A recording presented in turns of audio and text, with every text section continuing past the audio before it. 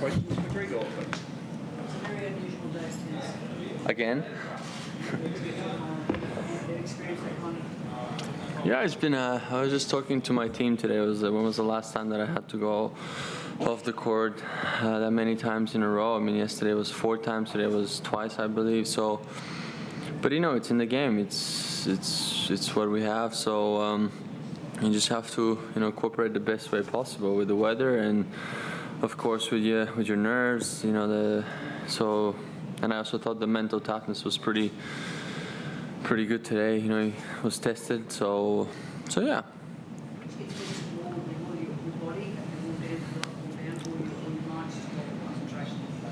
I think it's all together. I mean, the fact is you have to stop and warm up again, and then go back and just stop. And for the second time, I remember before the tiebreak, I had to serve at 6-5 and we were out for 8 minutes out of the court, and I had to come out on the line and serve right away. So that's no fun. But what can you do? It's really it's how it is, and in the end, comes down to a few points here and there. And if you're on it, you're on it.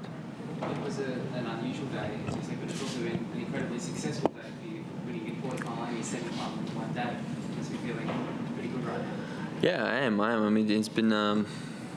It's been good days in the office for me, so to speak, and I was pretty tired yesterday. I have to be honest. I think 4 times on and off the court, and I played against Alex, which is a very tricky player at a tough condition. So that took a lot out of me. But when I came back today, I felt good as new, and I stretched it, went through my routines, a little bit of hit, and then I think after I was very happy to complete the match with Alex, and then coming out the second match was just I felt like was just a new day for me. I didn't think so much of the previous match or how I'm gonna finish or what I'm gonna do. So I was just trying to focus on what was important to me.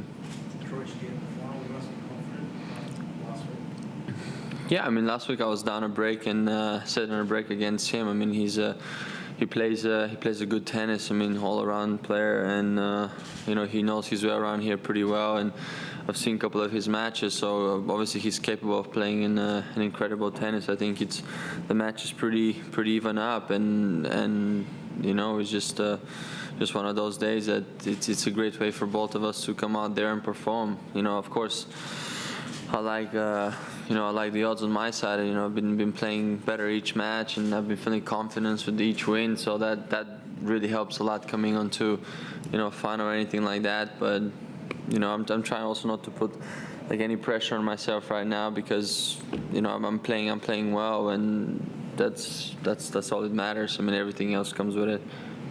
Do you like getting closer to when you were 2 years ago? I think it's hard to say. I think it's really hard to say. I can't really judge it that way. Or even if my ranking gets, sky high, I'm probably not going to realize that. And because, as I said, other things are more important to me in my tennis and in my game. I'm focusing on completely different stuff rather than the ranking or how many points I need to win and which tournaments I want to win. So of course I set myself a high goals, and raising the bar to the extent that I feel I can do it. But tennis is it's not a sprint, it's a marathon. So I'm just trying to set myself up in the best position I can, give myself give 100% from myself, and if you do all that, results, ranking, and everything else comes with it. So Robolov, you came from a set down, and you had spent the first half of the second set. Seems like everything's simplified in your game. Do you think you're that's what you meant when you said you were trying to find your true colors? I mean, it's different against every player. As I said, you play against different player every day, different style. So, the best thing, I think one of the best qualities I have, that I can change my game right away. If something doesn't work from the beginning, I know I can adjust and sort of turn things around. And I've done that quite a few times in the past and now. So I'm really not afraid of any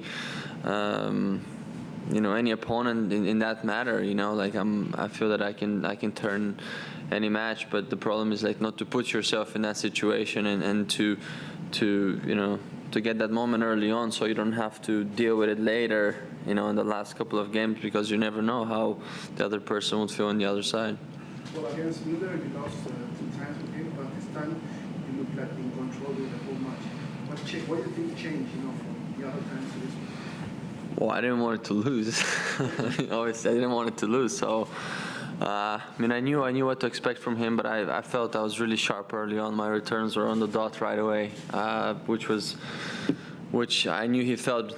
And then I think I broke him first game of the first set. So that was already a big statement enough for him, and I knew he felt very uncomfortable. But as I said, there was another break that we had to get out the court, and then in again. So I think that helped him out to find his spots after on the serve, and he eventually played a better tennis. But I think throughout the whole match I was just solid enough, and I was putting the balls when I had to and winning the big points, and that was the difference in the end. Thinking about Australian Open next week, do you think your game is getting closer to where you want it to go? You know what I mean? Yeah, I do know what you mean, actually. It depends what you're asking me for that, you know what I mean? It's like, depends what you're asking me, if my game is getting closer to what. If I have to compare it to 2 years ago or 1 year ago, that's pretty irrelevant to me, because I feel every year I'm playing tennis, and I feel I'm getting better. So I'm never going to compare myself to what I was 2 years ago. Yes, maybe on certain shots, maybe certain, on the mental side or physical side, yes. But when it comes to the tennis side, I like to be mentally prepared and ready, that I know I'm better each year. It's your first final since Stockholm, I think, in 2014. Is it satisfying to be back after 40 months, or is it somewhere where you think you should be, where you want to be? I want to be at the finals, of course. I mean, who doesn't want to be on the final? But I think last year I felt I had a lot of chances in a way. Even though the year didn't really turn the way I wanted to, I still, I had a couple of quarterfinal matches. I've lost, I believe, 4 or 5 matches from a match point on the quarter. So it was just small things that were just going against me, and I just couldn't do much else except accept it. Come back, work, and next time you get another chance or something, you go for it. And again, I'm not gonna lie. Of course, I'm happy to be back on the final, but that I'm aiming definitely higher, and I'm looking at the big picture right now. And it's, as I said, it's whether it's Brisbane, Sydney, or any other tournament, it's just as important as any other Grand Slam event or any of the 1,000. So I'm just taking this very seriously, but in the same time, I'm trying to enjoy the moment. So, and I know when you do that, you feel happier. Last question here.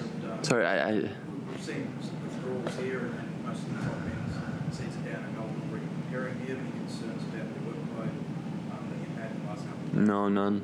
Absolutely none. I've done that before. I've played quite a bit before a slam. I mean, but that's what I want to do right now. I want to play matches. So there's no excuses for me if I go there or lose or anything like that. I just don't really think about it. I have a final to play tomorrow. I'm gonna give 100% from myself. And yeah, going out to Melbourne, probably playing on Monday, that doesn't scare me in a way. I'm kind of happy because, I'm in a good rhythm. Thank you. Great. Thanks, guys.